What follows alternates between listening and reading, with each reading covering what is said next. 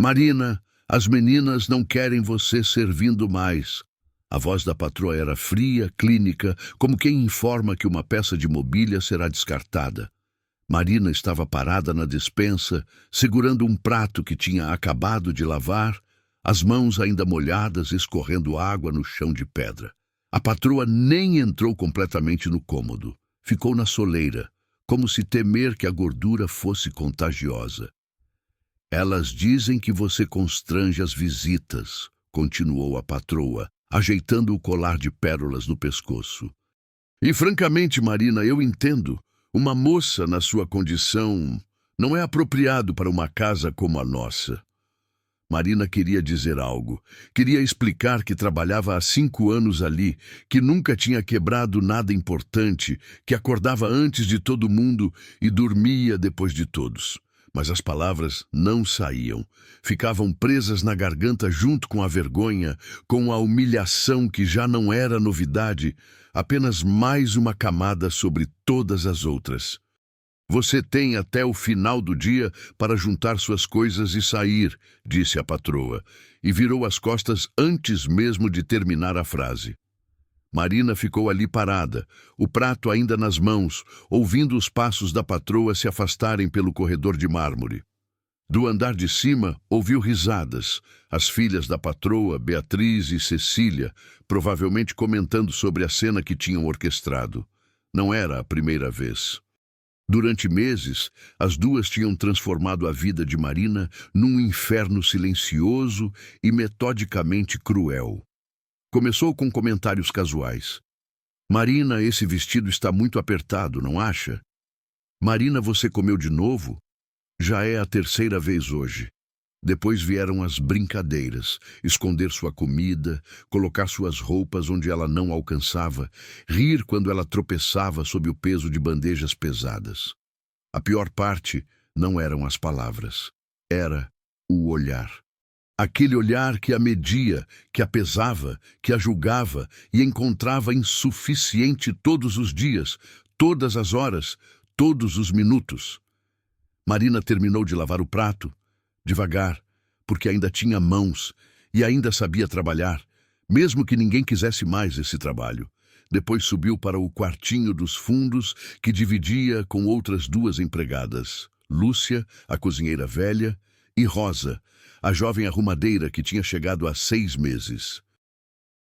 Rosa estava lá, sentada na cama delas, com os olhos vermelhos.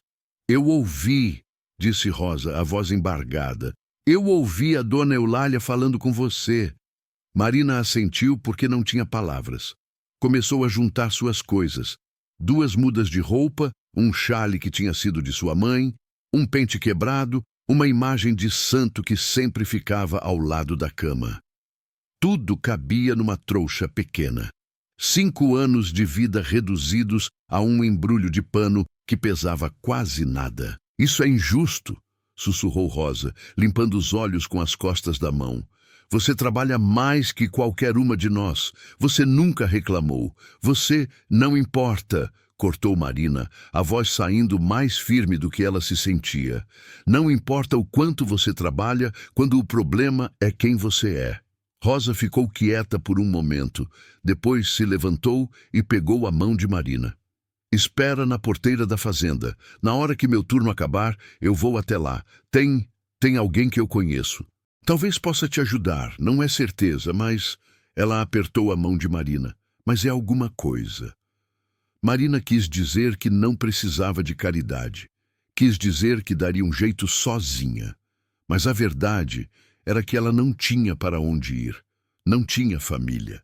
Os pais tinham morrido quando ela era criança e ela tinha crescido sendo passada de casa em casa, sempre a empregada, sempre a que não pertencia. Obrigada, disse Marina, e a palavra saiu tão pequena que quase desapareceu no ar. 3 horas depois, Marina estava sentada num toco de árvore do lado de fora da porteira da fazenda. O sol de fim de tarde batia forte e ela sentia o suor escorrendo pelas costas, grudando o vestido na pele. Algumas pessoas passavam, trabalhadores voltando dos campos, uma carroça carregada de lenha, crianças correndo e rindo. Alguns olhavam para ela com curiosidade. Outros fingiam não ver. Marina mantinha a trouxa no colo, apertada contra o peito como se fosse um escudo. Cada minuto que passava parecia uma hora. Cada som de passos a fazia olhar, esperando ver Rosa, com medo de ver outra pessoa, qualquer pessoa que viesse confirmar que ela realmente não tinha lugar nenhum no mundo. Quando Rosa finalmente apareceu, o sol já estava baixo no horizonte. Ela vinha acompanhada de um homem alto e magro, com chapéu de palha e roupas simples de trabalho. Ele parecia jovem, talvez uns 27, 28 anos, mas tinha aquele cansaço nos olhos que vinha de trabalhar demais por tempo demais. "Marina, esse é o Vicente", apresentou Rosa, ofegante de ter corrido. "Vicente, essa é a Marina que eu te falei." Vicente tirou o chapéu, num gesto que parecia mais automático do que cortês, e olhou para Marina. Não foi o olhar que ela esperava. Não foi o olhar de avaliação, de julgamento, de desprezo mal disfarçado. Foi apenas um olhar. Como se ele estivesse vendo uma pessoa, não um problema. "Rosa me disse que você precisa de trabalho", disse Vicente, a voz grave e cansada. "Sim, senhor", respondeu Marina, se levantando rápido demais, quase derrubando a trouxa. "Eu preciso de alguém para ajudar na casa, na roça também, se souber. A paga é pouca. Na verdade, não é paga nenhuma, só comida e teto. A casa é velha, a terra é difícil. E eu..." Ele hesitou, passando a mão pelo cabelo. "Eu não sou fácil de conviver. Falo pouco, trabalho muito, não tenho paciência para enrolação." Era a oferta mais honesta que Marina já tinha recebido. Sem promessas falsas, sem expectativas impossíveis, apenas a verdade crua. "Eu aceito", disse Marina, antes que ele pudesse mudar de ideia. Vicente olhou para ela por um longo momento, como se estivesse tentando entender se ela realmente sabia no que estava se metendo. "A casa fica longe", avisou ele. "Quase uma hora de carroça. E é só eu lá. Minha esposa morreu faz 8 meses. Então vai ser você e eu. E as pessoas vão falar, vão julgar, vão inventar coisas que não existem. Você aguenta isso?" Marina pensou nas filhas da patroa rindo. Pensou na dona Eulália falando dela como se fosse um objeto quebrado. Pensou em 5 anos de humilhação silenciosa. "Eu aguento", disse ela. Vicente assentiu, colocou o chapéu de volta. "Então vamos. Ainda dá tempo de chegar antes de escurecer." Rosa abraçou Marina rapidamente, apertado, sussurrando "boa sorte" no ouvido dela. Depois Marina seguiu Vicente até uma carroça velha, puxada por um cavalo que parecia tão cansado quanto o dono. Ela subiu, sentindo o banco gemer sob seu peso. Aquele som que sempre a fazia encolher, sempre a fazia querer se desculpar por existir. Mas Vicente não pareceu notar, ou notou e não se importou. Ele apenas subiu do outro lado, pegou as rédeas e a carroça começou a se mover. A viagem foi silenciosa. Vicente não era homem de conversa fiada. Isso ficou claro nos primeiros 10 minutos. Marina tentou algumas vezes puxar assunto.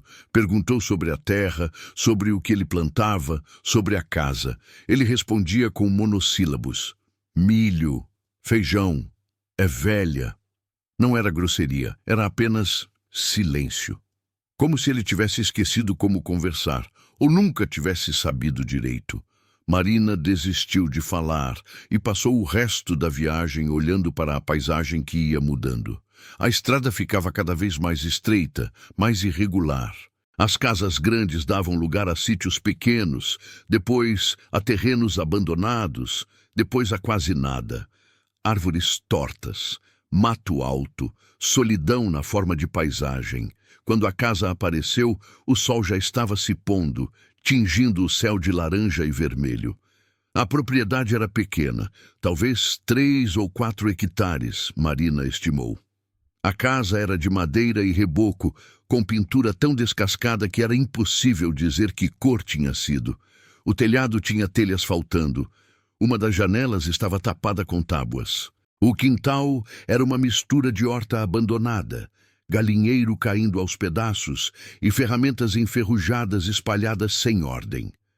Era o tipo de lugar que parecia ter desistido de si mesmo. Vicente parou a carroça, desceu, amarrou o cavalo. Marina desceu também, mais devagar, segurando sua trouxa contra o peito. O ar cheirava a terra seca, a mato, a solidão. "É aqui", disse Vicente desnecessariamente. Ele a levou para dentro. A porta da frente nem estava trancada, apenas encostada. Empurrou e entraram numa sala pequena e escura que cheirava a mofo, cinza fria e abandono. Marina esperou seus olhos se ajustarem à pouca luz. Havia uma mesa com 2 cadeiras, uma delas com a perna quebrada, amarrada com arame, pratos sujos empilhados em qualquer superfície, roupas amontoadas num canto, poeira em tudo, teias de aranha nos cantos. Era a casa de um homem que tinha parado de lutar. Vicente atravessou a sala e abriu uma porta lateral. Esse era o quarto dela, da Amélia. "Você pode usar." Marina entrou no quartinho. Era minúsculo, apenas uma cama estreita, uma caixa de madeira que servia de mesa, uma janela pequena. Mas estava limpo, ou pelo menos mais limpo que o resto da casa. Como se Vicente não conseguisse deixar aquele cômodo virar o caos que o resto tinha virado. "A Amélia, sua esposa, faz muito tempo?" perguntou Marina baixo. 8 meses, respondeu Vicente, a voz ainda mais grave. "Febre. Durou 3 dias. No 4º dia ela não acordou mais. O silêncio que seguiu era pesado. Marina não sabia o que dizer. "Sinto muito, parecia pequeno demais. Deve ser difícil." Era óbvio. Então ela não disse nada. Vicente ficou parado na porta por mais um momento, depois disse: "Tem comida na cozinha. Não é muito, mas serve. Amanhã a gente conversa sobre o trabalho. Agora eu vou cuidar do cavalo." Ele saiu rapidamente, como se estivesse fugindo das próprias emoções. Marina ouviu seus passos se afastando. Depois a porta dos fundos se abrindo e fechando. Ela ficou ali parada no quartinho que tinha sido de outra mulher, de uma mulher que tinha morrido e deixado esse homem tão perdido que ele tinha esquecido como viver. Marina colocou a trouxa na cama, sentou-se na beirada do colchão e, pela primeira vez em todo aquele dia longo e terrível, deixou as lágrimas virem. Não era só pela humilhação de ter sido expulsa. Não era só pelo medo do futuro incerto. Era por tudo. Por uma vida inteira de ser tratada como menos, de ocupar espaço demais num mundo que não queria dar espaço nenhum para ela, de carregar um corpo que parecia ser seu maior crime. Mas também chorou porque, pela primeira vez em muito tempo, alguém tinha lhe oferecido um lugar sem exigir que ela se desculpasse primeiro por existir. Marina dormiu pouco naquela primeira noite.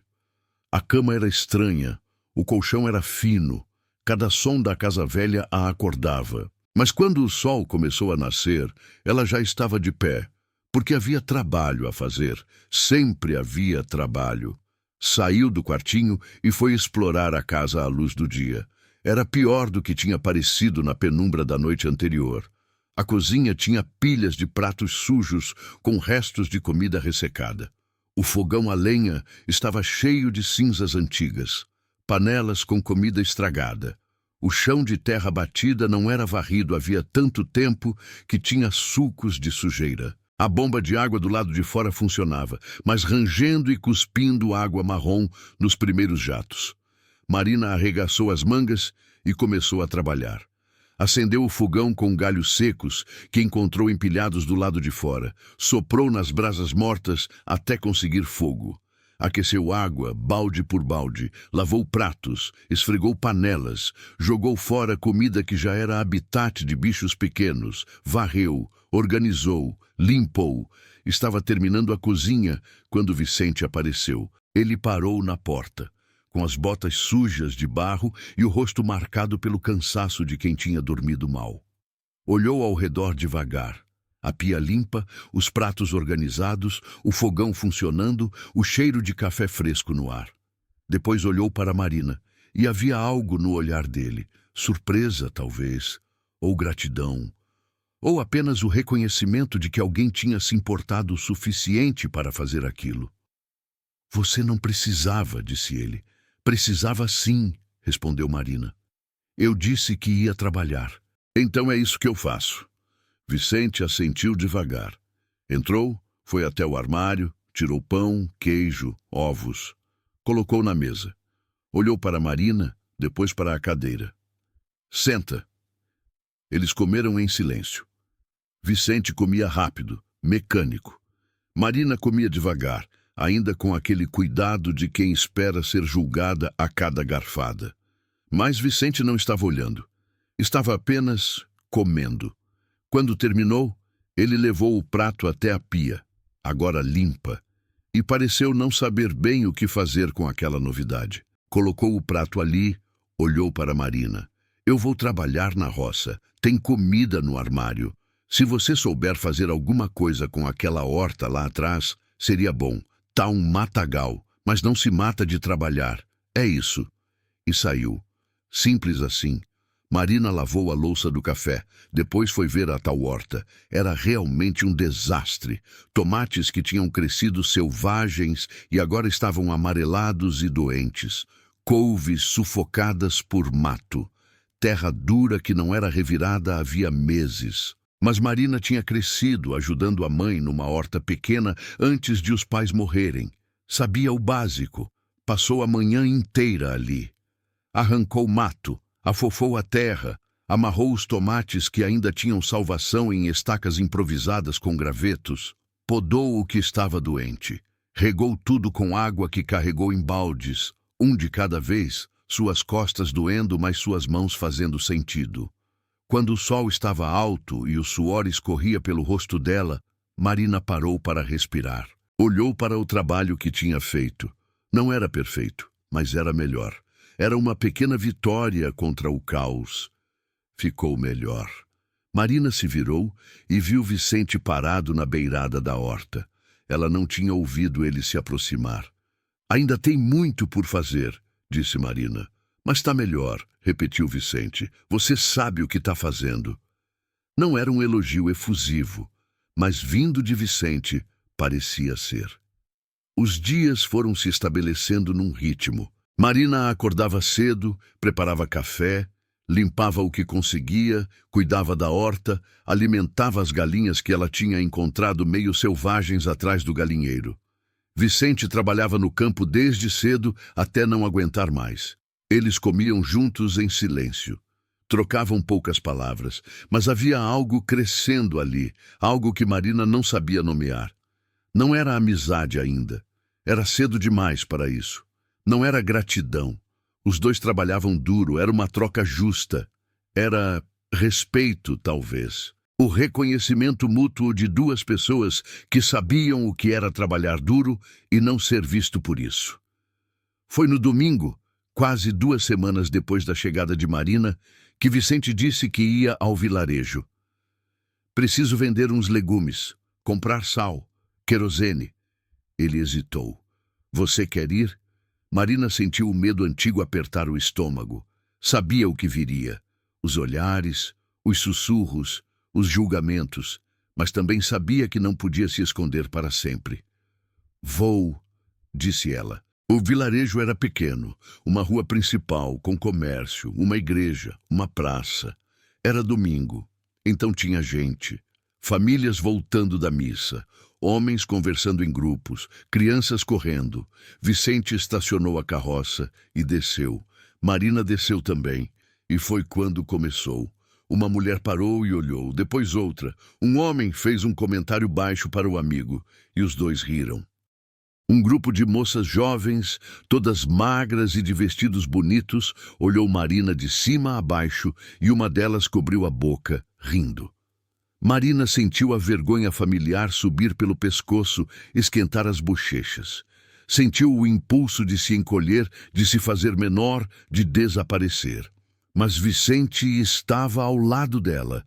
E ele não estava olhando para as pessoas. Estava apenas andando, com aquele passo firme e cansado, esperando que Marina o seguisse. E ela seguiu. No armazém, o dono, um homem gordo de avental sujo, olhou para os dois com curiosidade mal disfarçada. Vicente, faz tempo. E você trouxe companhia.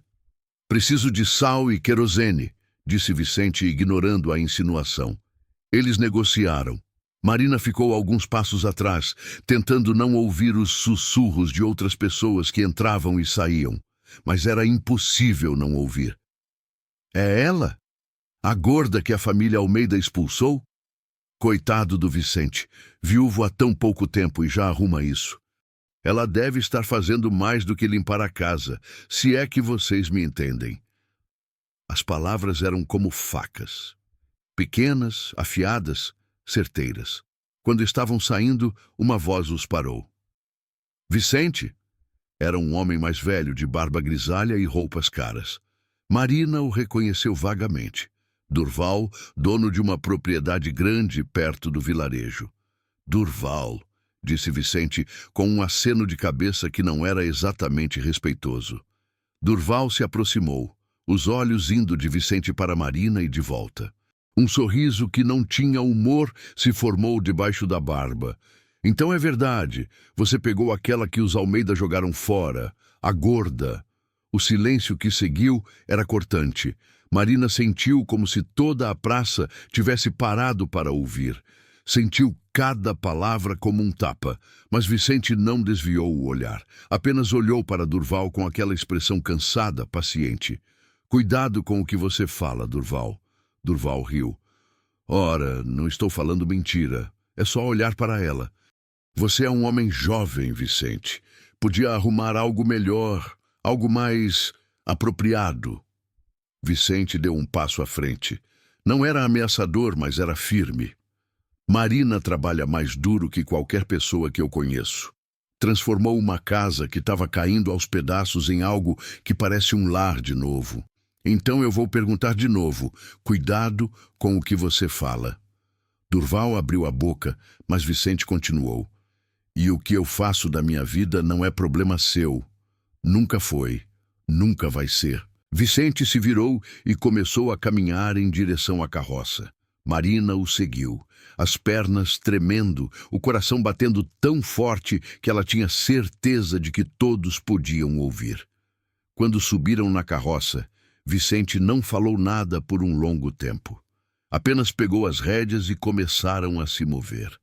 Foi só quando estavam longe do vilarejo, na estrada de terra vazia, que ele disse: "Não liga para o que eles falam." Marina olhou para ele, para aquele homem que tinha acabado de defendê-la na frente de todo mundo, e sentiu algo se mover dentro dela. Algo entre gratidão e incredulidade, e um começo muito frágil de esperança. "Por que você fez isso?" perguntou ela, a voz embargada. Vicente ficou quieto por tanto tempo que Marina achou que ele não ia responder. Mas então ele disse: "Porque estava errado. E por quê?" Ele hesitou. "Porque eu sei como é. Sei como é as pessoas olharem para você e verem só o que está errado, nunca o que está certo." Marina não disse nada mais, mas guardou aquelas palavras como se fossem algo precioso. A vida tem um jeito estranho de mudar as pessoas. Não de repente, como mágica, mas devagar, como água moldando pedra. Foi assim com Marina. Os meses se transformaram em anos. 2 anos, para ser exato. 2 anos de acordar antes do sol, de mãos calejadas, de trabalho que doía no corpo, mas fazia sentido na alma. A horta, que era um desastre, virou referência. As verduras de Marina eram as mais procuradas na feira. As galinhas, que eram selvagens, agora botavam ovos gordos e saudáveis. A casa, que era abandono, virou lar. E em algum lugar, no meio de tudo isso, algo mudou entre ela e Vicente. Não foi dramático. Não houve declarações apaixonadas nem momentos cinematográficos. Foi nos pequenos gestos. Vicente trazendo flores do campo, sem jeito, sem palavras, apenas colocando no vaso improvisado em cima da mesa. Marina costurando a camisa rasgada dele com mais cuidado do que o necessário. Os silêncios que deixaram de ser desconfortáveis e viraram companhia. O jeito como eles começaram a trocar olhares que diziam mais que conversas inteiras. Numa noite de inverno, quando estavam sentados perto do fogão, Vicente pegou a mão de Marina, simplesmente pegou, e disse, com aquela voz grave que ela tinha aprendido a amar: "Eu não quero que você seja só alguém que trabalha aqui." Marina olhou para ele, o coração acelerado. "Eu quero que você fique, para sempre, como minha esposa." Não era poético, mas era verdadeiro. E para Marina, era tudo. Eles se casaram numa cerimônia simples na igreja do vilarejo, com Dona Rosa como testemunha, e alguns vizinhos que tinham aprendido a respeitar aquele casal improvável que trabalhava mais duro que qualquer um. Marina usou um vestido simples, que ela mesma tinha costurado. Vicente estava desajeitado no terno emprestado, mas quando ele olhou para ela no altar, seus olhos diziam tudo que as palavras dele nunca conseguiriam. E foi durante esses 2 anos que Marina percebeu algo. Seu corpo tinha mudado, não porque ela tinha tentado mudar, não porque alguém tinha exigido, mas porque o trabalho na roça, as caminhadas longas até o vilarejo, o suor diário sob o sol, tudo tinha esculpido seu corpo de forma natural. Ela ainda era grande, ainda ocupava espaço, mas era diferente agora. Era força, não vergonha. Era músculos de carregar baldes, de cavar terra, de viver. As pessoas do vilarejo notaram e, surpreendentemente, começaram a mudar também. Não todos, nunca são todos, mas alguns. Dona Joana, a vizinha que tinha 5 filhos, começou a pedir conselhos de horta. Seu Augusto, do armazém, parou de cobrar mais caro quando era Marina quem comprava. E aos pouquíssimos, convites começaram a chegar. "Vicente, Marina, gostaríamos que vocês viessem para o batizado do nosso filho. Haverá uma festa para comemorar a colheita. Seria uma honra terem vocês lá." Eram momentos estranhos para Marina. Sentar em mesas onde antes ela só servia, ser tratada como igual por pessoas que antes desviavam o olhar. Vicente ficava desconfortável nessas ocasiões. Ele preferia a solidão da roça, mas ia por Marina, porque via como ela florescia nesses momentos, como ela conversava com facilidade, como ria sem medo. Foi numa dessas idas ao vilarejo, numa tarde quente de dezembro, que tudo mudou de novo. Marina estava na venda, comprando linha para costura, quando viu um cartaz na parede. "Grande sorteio beneficente. Prêmio, 50 contos de réis." Era para ajudar na reforma da igreja. Os bilhetes custavam pouco, 500 réis cada. Marina nunca tinha comprado um bilhete de sorteio na vida. Não acreditava em sorte. Sorte era para outras pessoas, não para ela. Mas algo naquele dia, talvez o sol, talvez o humor bom, talvez apenas um impulso inexplicável, a fez comprar um. "Número 247, disse o vendedor, entregando o pedaço de papel. "Sorteio é sábado que vem." Marina guardou o bilhete no bolso e esqueceu dele. Tinha coisas mais importantes com que se preocupar. A horta precisava de atenção, tinha conservas para fazer.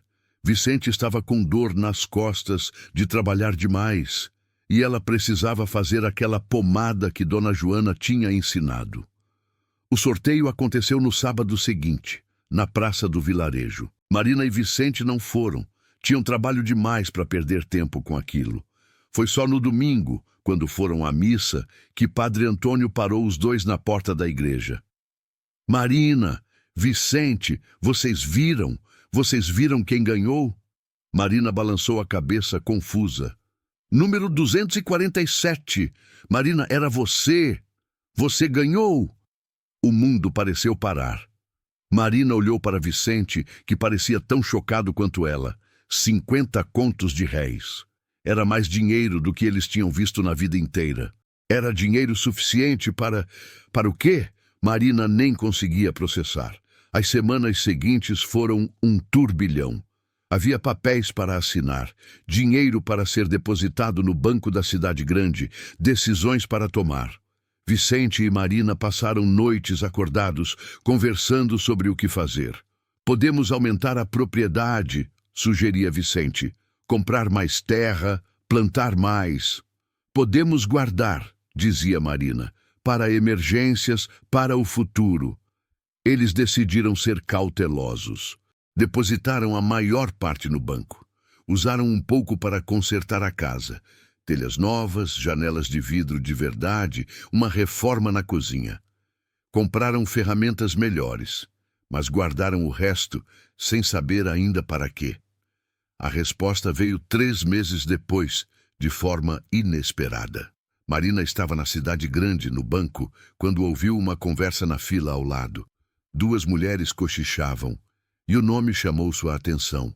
Fazenda Almeida. Marina se aproximou discretamente, fingindo olhar um papel qualquer. É verdade, dizia uma das mulheres. O marido morreu. Dívidas por todo lado. A viúva está desesperada. Vai ter que vender tudo. Que tristeza, suspirou a outra.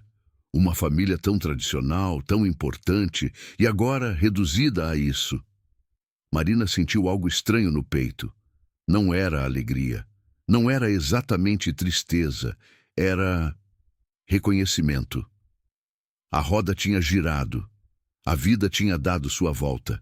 Ela investigou discretamente. Era verdade. A fazenda Almeida estava sendo leiloada. O marido de Dona Eulália tinha feito investimentos ruins, tinha dívidas com metade da região. Quando morreu de um ataque do coração, deixou a família na ruína. A fazenda, aquela casa grande e imponente, onde Marina tinha sido humilhada por 5 anos, estava indo para o melhor lance. Marina voltou para casa naquela noite em silêncio.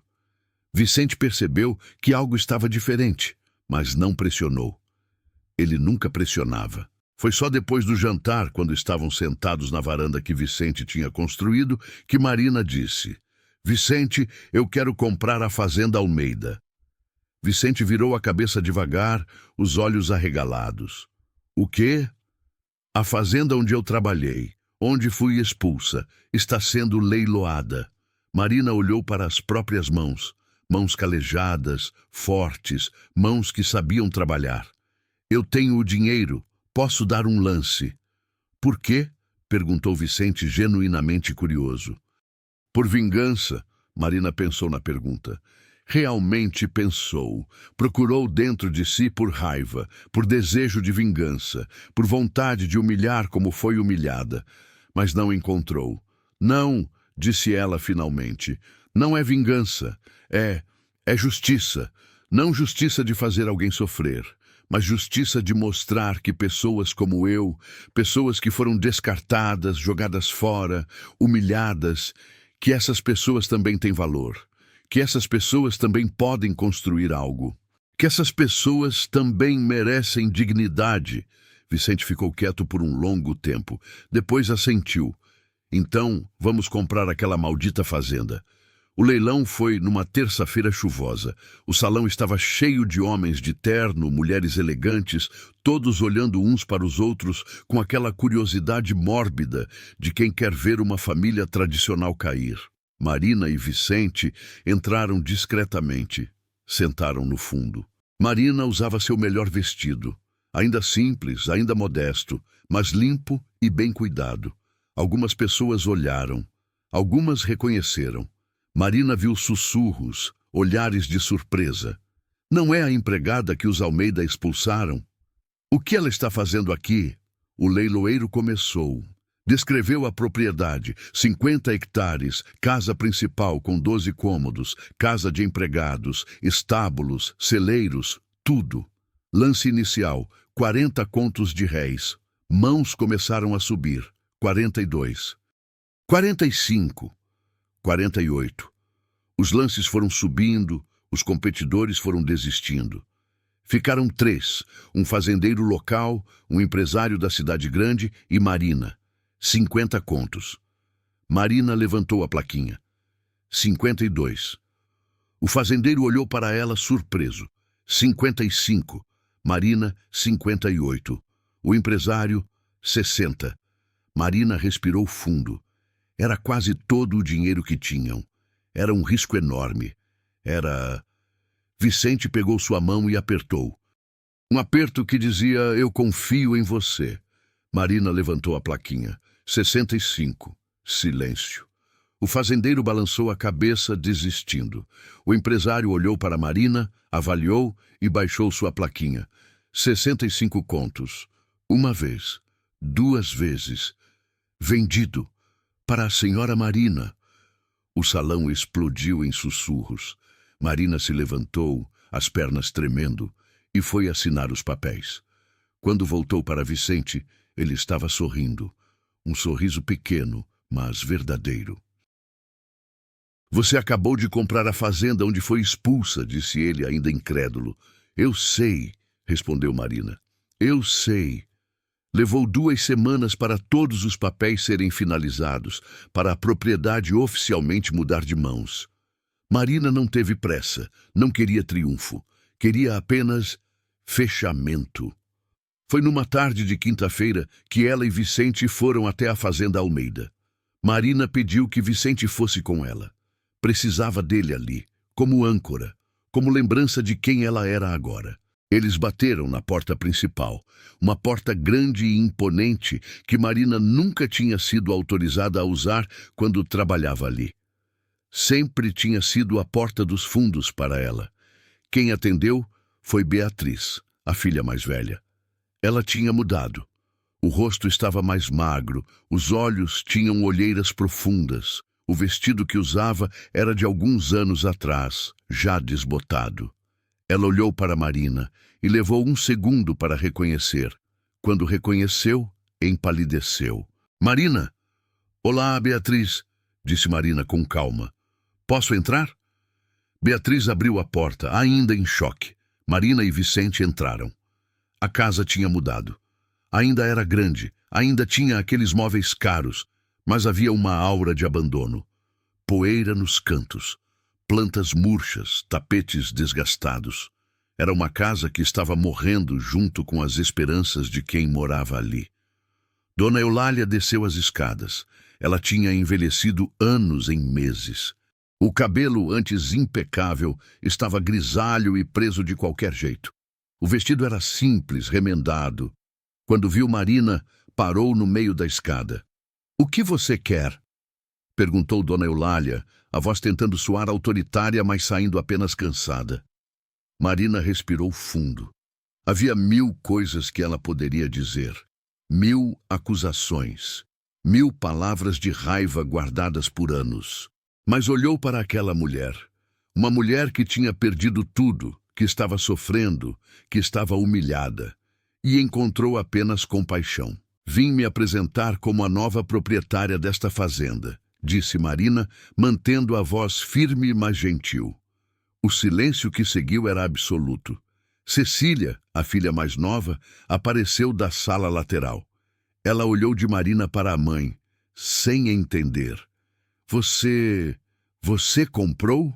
Perguntou Dona Eulália, a voz quase um sussurro. Sim, comprei no leilão. Oh, Dona Eulália se sentou nos degraus da escada, como se as pernas não aguentassem mais. As filhas foram até ela, segurando-a pelos braços. Marina esperou. Deu tempo para a informação se assentar. Depois disse: Vocês têm 30 dias para arrumar suas coisas e encontrar outro lugar.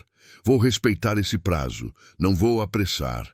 Não vou tornar isso mais difícil do que já é. Você veio aqui para se vingar? Perguntou Beatriz, lágrimas nos olhos. Veio nos humilhar como nós te humilhamos? Marina olhou para ela. Para aquela moça que tinha rido dela, que tinha escondido sua comida, que tinha feito sua vida um inferno. E viu apenas uma pessoa assustada, perdida, pagando pelos próprios erros. Não, disse Marina com sinceridade. Não vim me vingar. Vim porque esta propriedade está disponível e eu tinha meios de comprá-la. Vim porque acredito que posso fazer algo bom com ela. Mas não vim causar sofrimento. Dona Eulália levantou os olhos e havia lágrimas ali. Nós fomos cruéis com você, imperdoavelmente cruéis. Marina concordou com a cabeça.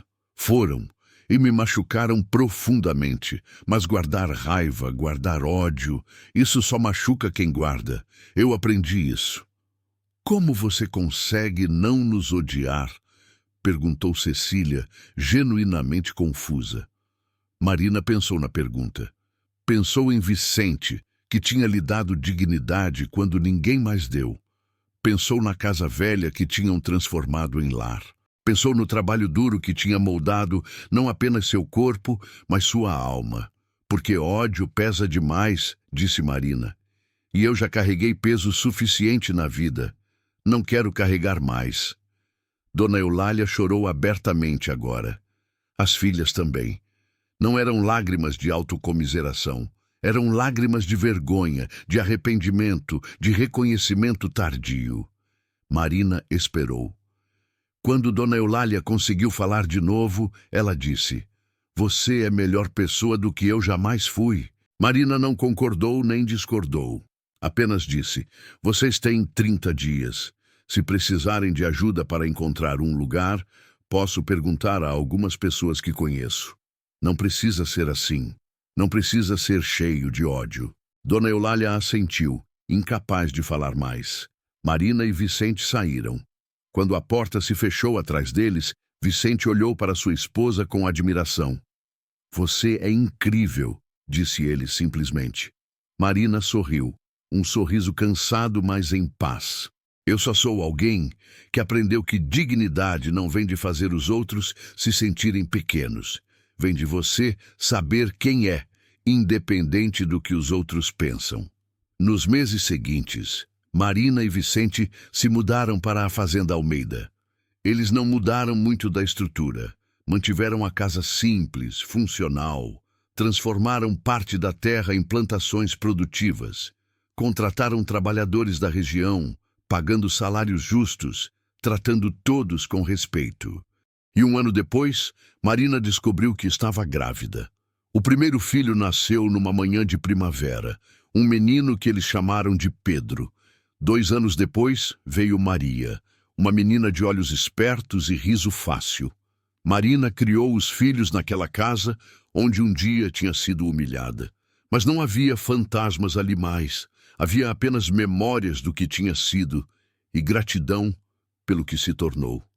Ela ensinou Pedro e Maria sobre trabalho honesto, sobre respeito, sobre olhar para as pessoas e ver além das aparências. Vicente ensinou sobre a terra, sobre paciência, sobre como o crescimento leva tempo e esforço. Os anos passaram. Vicente ficou grisalho, mas seus olhos continuaram gentis. Marina ganhou rugas de tanto sorrir, de tanto viver sob o sol. As crianças cresceram fortes e boas, conhecendo a história de sua mãe, mas nunca a vendo como vítima, apenas como alguém que tinha lutado e vencido não com raiva, mas com dignidade. Dona Eulália e as filhas se mudaram para uma casa pequena na cidade. Marina as visitou algumas vezes ao longo dos anos, não por obrigação, mas porque podia. Porque tinha espaço no coração para compaixão, mesmo por quem tinha sido cruel. E numa tarde de outono, muitos anos depois, quando Marina estava sentada na varanda daquela fazenda, que agora era sua, vendo seus netos brincarem no jardim que ela mesma tinha plantado, Vicente sentou ao lado dela. Você se arrepende de alguma coisa? Perguntou ele, segurando sua mão enrugada. Marina olhou para trás, para todos aqueles anos de dor e trabalho e transformação. Olhou para frente, para os netos rindo, para a terra produtiva, para a vida que tinham construído. Não, disse ela honestamente. Cada dor me trouxe até aqui. Cada lágrima regou esta vida. Não me arrependo de nada. Vicente beijou sua testa, aquele gesto simples que tinha feito 1000 vezes ao longo dos anos. Eu te amo, disse ele, ainda desajeitado com declarações, mesmo depois de décadas. Eu sei, respondeu Marina sorrindo. Eu sempre soube. E ali, naquela varanda, com o sol se pondo sobre a terra que tinha sido comprada não com vingança, mas com dignidade, Marina percebeu a verdade mais profunda de sua vida. Ela tinha vencido.